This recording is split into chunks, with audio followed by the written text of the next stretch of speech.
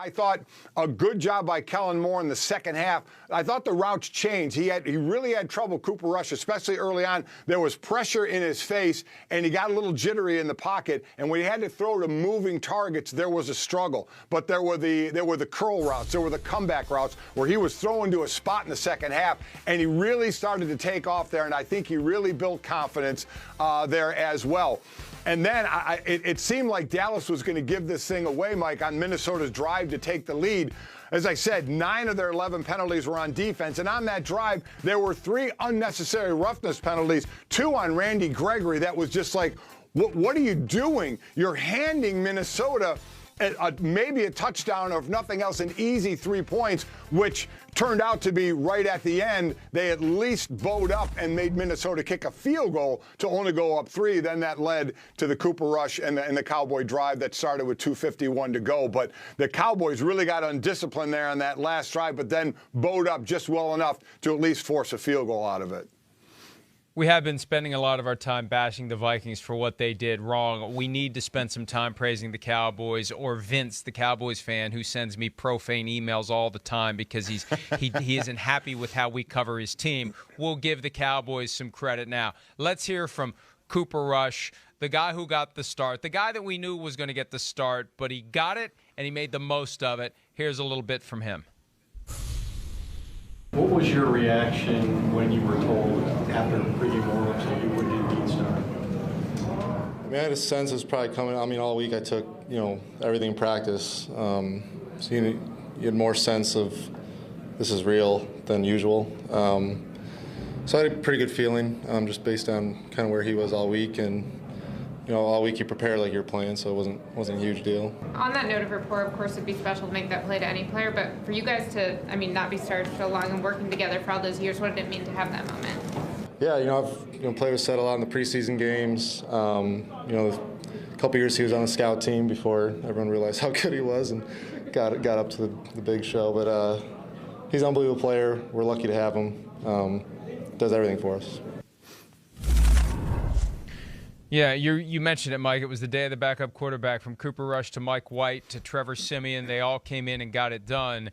And kudos to Cooper Rush, 325 passing yards against a good Vikings defense. I don't know how good that Vikings defense is anymore. We built a narrative and we don't want to change it.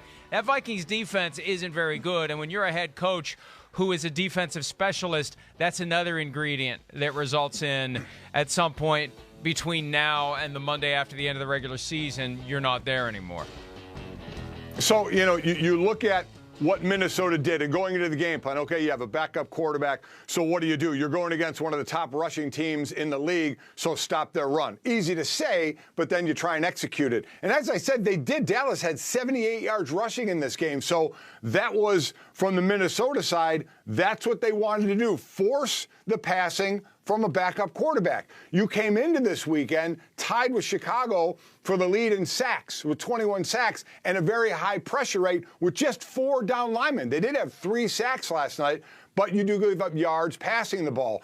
And in the second half, that's where Cooper Rush started to take over here. And you do have to give a lot of credit to him, the receivers, both Cooper and Lamb were over 100 yards because, again, they slowed down the running game. But, of course, Dallas will keep running it because what it did is it helped the play action. They always have the running threat. Again, part of the Kellen Moore game plan, which I thought was really, really good, is, and not like, it's a big secret here, they love to run the ball, and it sets up the play action. We see more of a play action right or play action left and that half boot. Take half the field out, have a short, medium, and long route. We see it more and more, and it's great to be used with inexperienced quarterbacks. It takes half the field away, but it gives them quick options. And a couple times Cooper Rush saw he didn't have an option and just took off. So it was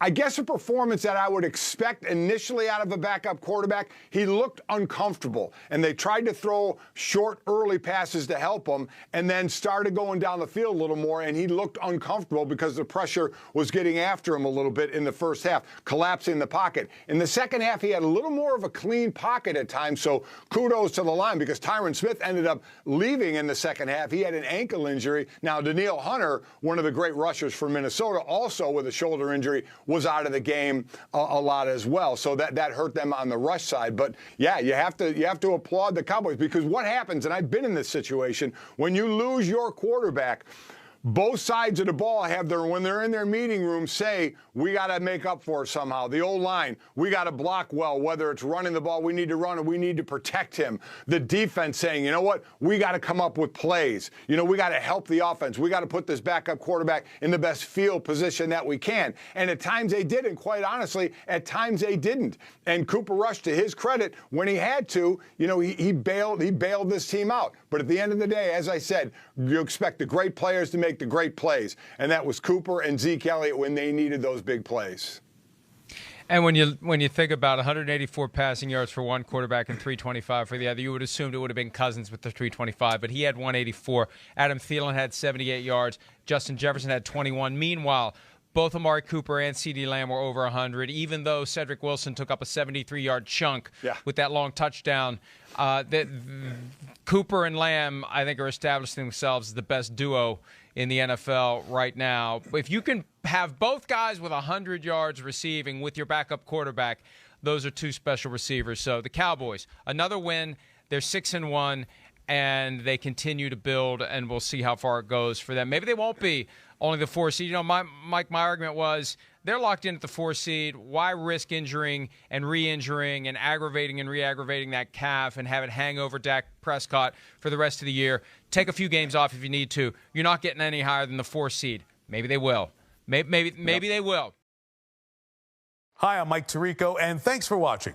Make sure to hit subscribe for the latest news and highlights from NBC Sports.